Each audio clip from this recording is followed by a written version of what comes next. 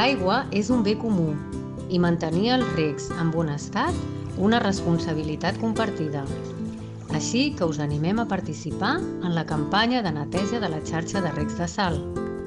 El dissabte 27 de març, a 8:45 del matí, ens trobarem davant de l'Institut Vallvera.